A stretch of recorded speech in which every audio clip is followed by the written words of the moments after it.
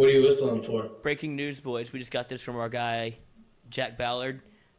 News: LSU right-handed pitcher Grant Taylor is out for season with a torn UCL. No. Oh, no. Courtesy of Leah Van.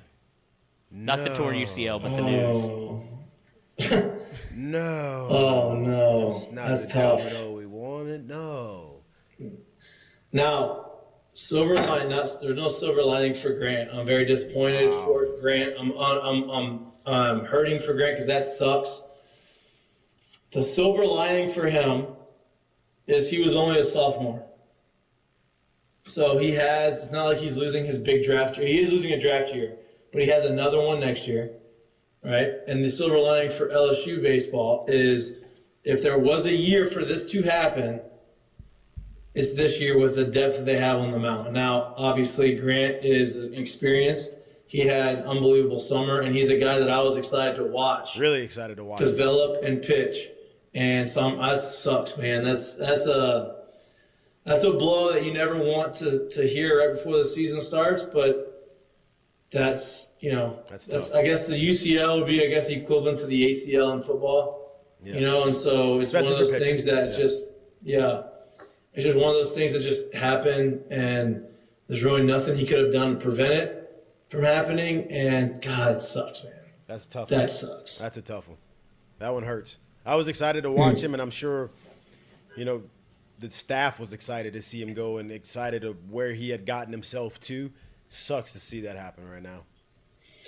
So now we go to the closer role again, and you think that, we talked about it last week in the Ask Mikey and Mitch segment. I think now Chase Shores is kind of the lead candidate maybe for that role. Wide open for him for that spot. And I think it may be more of a committee right now, but I think Right. Chase Shores has the ability to take that role over. Right. He's a freshman. He throws really hard. Yeah. Maybe they don't want to put a ton of innings on his arm, Damn, that sucks. That's tough.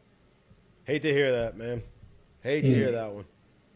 And I guess I have to kind of – you don't want to say if there's ever a year for something like that to happen, but it feels like if LSU was ever set up for a chance to have multiple people that could come out of the bullpen or be a closer, this would be the year if if you lost him last year. Yeah, now look, they're deep. The squad's really, really deep.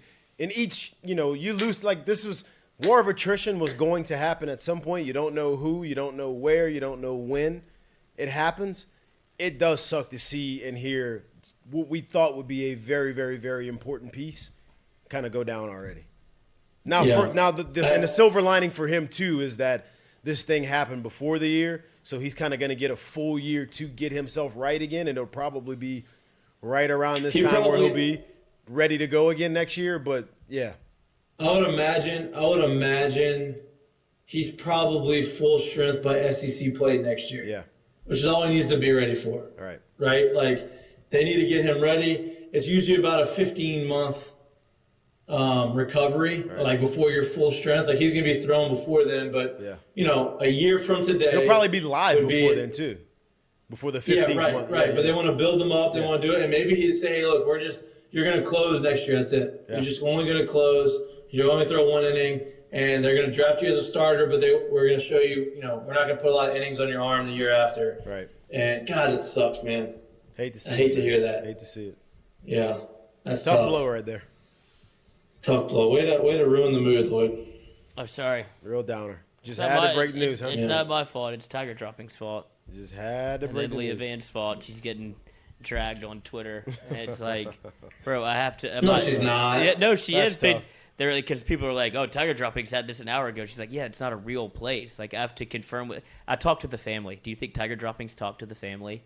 They went for a second opinion, and that's when she reported it after they came back from a second medical doctor, and it was confirmed to the family that yes, his UCL is torn. That's how that's media. The thing is Tiger Droppings. I mean, you saw it happen Tiger with. Droppings can do anything without getting in trouble, right? Right. They can say, "Oh, you were wrong." Who cares? Tiger Droppings.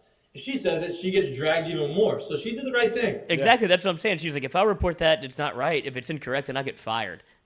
You saw what happened with the Brian Kelly stuff. The media around Baton Rouge is very careful to be able to. You have to check and double check and get sourced and double sourced before you can just run with something that you. I'm sure she knew it before they did. But you have to be able to or at least measure heard, your sources. Heard the grumblings of it. Yeah. That kind of shit bothers me. Bro, What do you think I'm trying to do here? Do you think I'm trying to hide information from you? I'm trying to make sure it's accurate before I'm the first one that reports it. That's not how media works. Right. And I'd rather that. Be accurate instead of being first. No doubt. Yep. No doubt. But in this day and age, everybody needs to be first. They don't care about being right, and it screws a bunch of people up. That's what it does.